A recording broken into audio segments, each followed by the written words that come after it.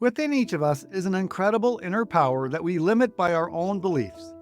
It is the power to endure discomfort, to delay gratification, to decide what we let into our minds from our environment and what we don't, to control our response to any given situation, whether real in the moment or replaying in our minds from the past. This is the power of choice. Welcome to Philosopher Insights, the podcast that delivers wisdom in minutes a day that you can put into practice daily and strive to master over a lifetime. The podcast committed to sharing ideas that encourage you to bridge the gap between who you are today and the person you aspire to be in the future.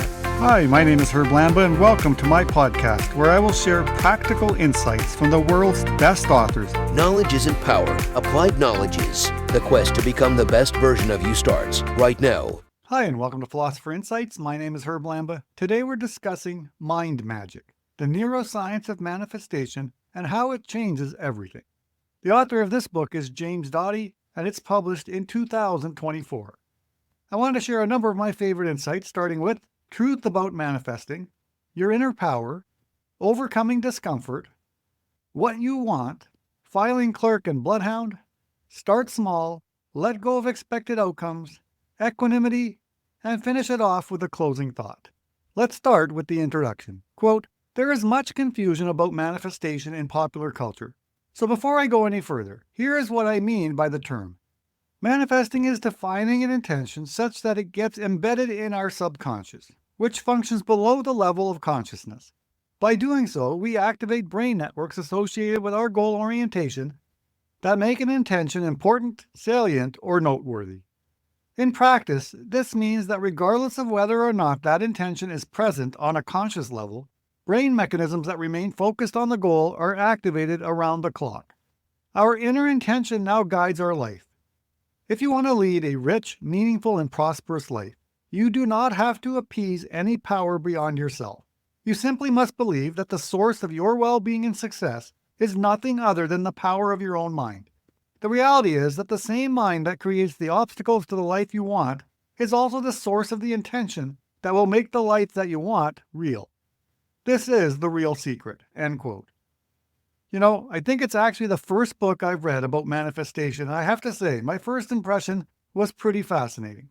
Dr. James Doty shares that manifestation opens up a world of possibilities and sets the stage for creating a kinder, better world.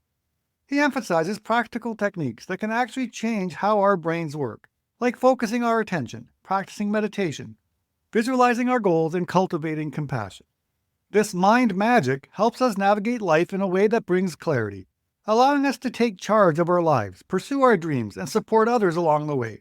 Instead of just focusing on personal gain, Doty's approach encourages us to use manifestation as a way to contribute positively to the world around us.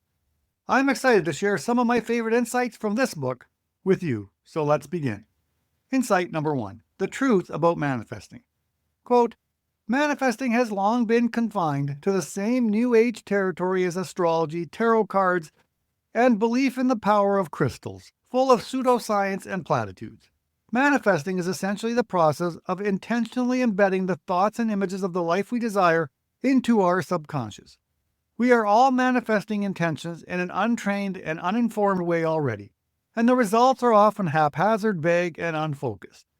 To manifest consciously, we must learn how to reclaim and direct the power of our attention and understand the physiological mechanisms that allow us to direct that attention towards our desired goals. Those goals become important to the brain." End quote.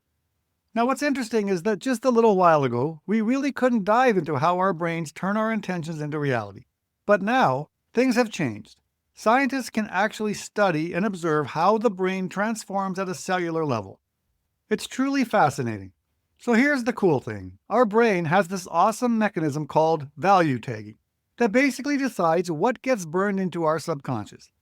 Think of it like your brain's personal highlight reel. When you spend time visualizing something, let's say a goal or a dream, you're not just daydreaming. You're actually triggering positive emotions to tell your brain, hey, this stuff is important. Your brain's selective attention system then goes, got it, and starts value tagging those goals as super valuable. It's like your brain is creating a priority list, but instead of using a boring spreadsheet, it's using emotions and visualization as the sorting mechanism. The more you visualize and feel good about something, the more your brain will start paying serious attention to making it happen. Insight number 2, your inner power. Quote, within each of us is an incredible inner power that we limit by our own beliefs.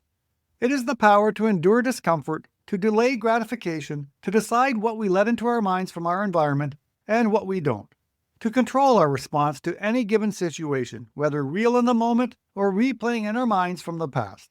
This is the power of choice. It is this power that allows us to focus our attention where we choose, no matter how loud or frightening or seductive the external stimuli trying to distract us. End quote. Doty reminds us that we're not just victims of outside forces or even the ones inside us that seem to be on autopilot. The truth is, we have the ability to take control and regulate those inner workings. While it might feel like things are happening without our input, we can actually engage in practices that help us reclaim our power. It's all about taking charge and making conscious choices. Quote, in the end, it's not about the universe, it's about you. We may have come to believe that our inner power is limited by our external circumstances or our past conditioning, but it starts in our own minds. End quote. Insight number 3, overcoming discomfort. Quote, the reality of manifesting is that most of us avoid experiences of discomfort.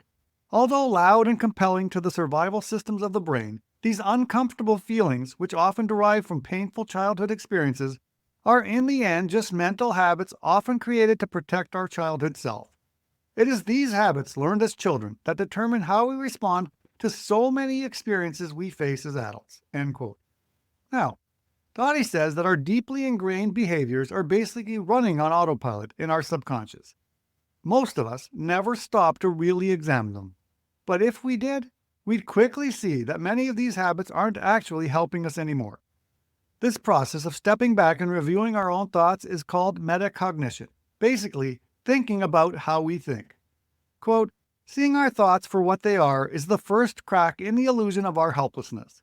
When we calm down enough to see them clearly, we make a startling discovery. There are gaps between the stimulus and our response. End quote. I am immediately reminded of Viktor Frankl, author of Man's Search for Meaning, who emphasized that while we can't always change our circumstances, we can always choose our attitude towards them. This, last of the human freedoms, the ability to choose one's response, is precisely what we discover in those gaps between stimulus and response. The point is to not let yourself be a victim of all those little things that can easily get under your skin. You have the power to choose what bothers you. Own your attitude and take control. Insight number 4, what to want. Quote, in today's culture, the conversation about manifesting is focused mainly on the pursuit of fabulous wealth and outward success measured by society's materialistic standards. This is a distortion of the manifesting process and its deeper potential. In fact, there is nothing about manifesting that is inherently about acquiring material possessions. In a sense, to envision and seek only material gain is to dream too small. End quote. You see, manifesting isn't just about attracting luxury cars, mansions, or designer clothes. In fact, focusing solely on material possessions can be limiting and even counterproductive. True manifestation is about aligning with the energy of abundance and cultivating a sense of fulfillment that goes far beyond physical objects. At its core, manifesting is about bringing into reality something that already exists within you. It's a process of personal growth, self-discovery, and alignment with your deepest desires and purpose. When we understand this, we realize that manifesting can apply to all aspects of life, including personal growth, meaningful relationships, and emotional well-being. Insight number 5, filing clerk and bloodhound. Quote, we might think of the subconscious as comprised of a filing clerk and a bloodhound. The filing clerk oversees a limited filing cabinet governed by the brain's conservation of energy and the needs we've placed on it. Once the filing clerk places a file in the cabinet, the bloodhound gets the scent and relentlessly scans our environment for the slightest whiff of it. The bloodhound will then be on the trail at the subconscious level, attending to manifesting our intention around the clock, employing whatever powers, focus, or opportunities it can find. End quote. Now, this is a fantastic analogy that really helps us understand how our subconscious mind works. Let's dive a little deeper into this concept. Think of the filing clerk as the gatekeeper of your subconscious mind. This clerk organizes and stores information but operates with limited space, much like a filing cabinet with only a few drawers. This reflects how our brain conserves energy by being selective about what it focuses on. Once the filing clerk has stored something in the cabinet, the bloodhound takes over. This represents our subconscious mind's incredible ability to seek out and recognize patterns and opportunities related to our goals. It's incredibly sensitive, picking up on even the slightest hints or opportunities related to what we've stored in our mental filing cabinet. Insight number 6. Start small. Quote, manifesting is a practice of engagement and, more importantly, understanding the processes of placing one's intention into the subconscious, which takes many rounds of repetition. As with any practice, it is wise to start with a small, manageable goal that is not too far out of reach. If we try to jump ahead a million steps and expect spectacular results instantly, we will inevitably feel let down and become discouraged with the entire process. End quote. Well, that makes sense, doesn't it? Starting small allows us to better understand the nuances of manifestation. It's like learning to walk before running. By focusing on smaller goals, we can more easily observe how our thoughts, emotions, and actions align to create results. Manifestation is most effective when it becomes a regular habit. I believe that starting something small makes it easier to incorporate manifestation techniques into our daily routine. This consistency is key to long-term success in achieving our goals.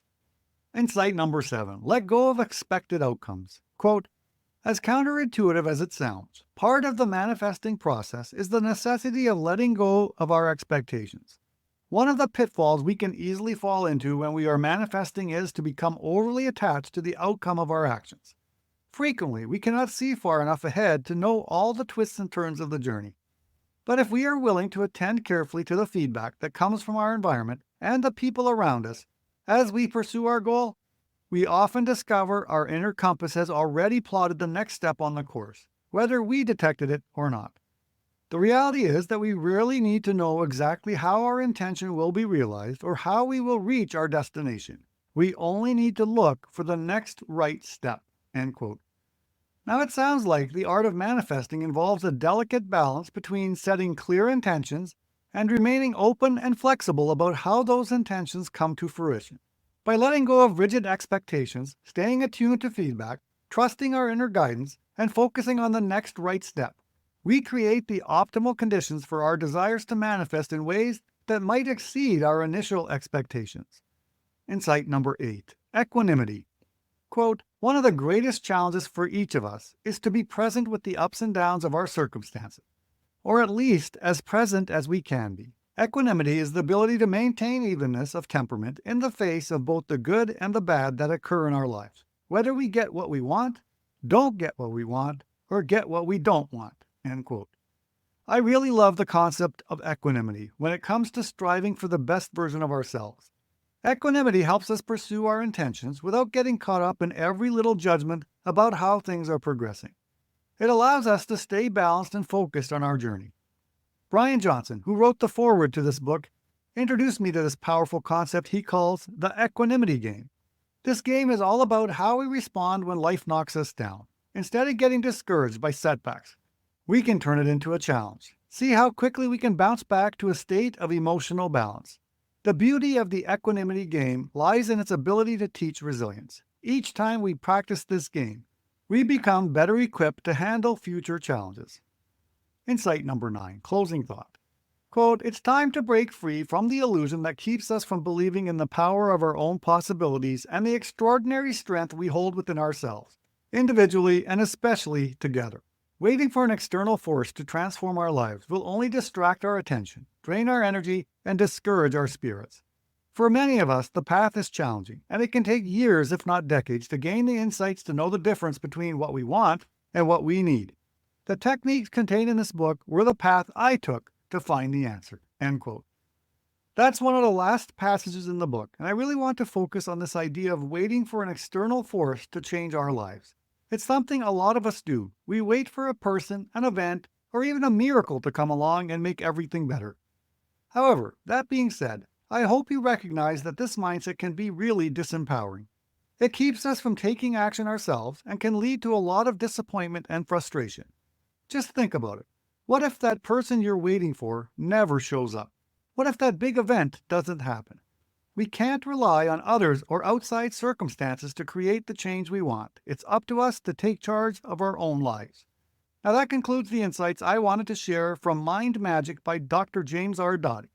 I would highly recommend this book and remind everyone that the book includes a comprehensive program that includes a 6-week plan filled with exercises designed to help readers focus their minds, clarify their desires, and overcome obstacles. What I really appreciated about the book is how Doty shares his personal life experiences, including the challenges he faced during his childhood. He uses these stories to illustrate the principles he discusses, making the concepts much more relatable and impactful. Until next time, stay curious and keep embracing the wonders of knowledge. Talk to you soon. You've been listening to Philosopher Insights with your host, Herb Lambert. If you enjoyed this episode and you'd like to support the podcast, please share it with others, post about it on social media, or leave a rating and review. Thanks again, and I'll see you next time.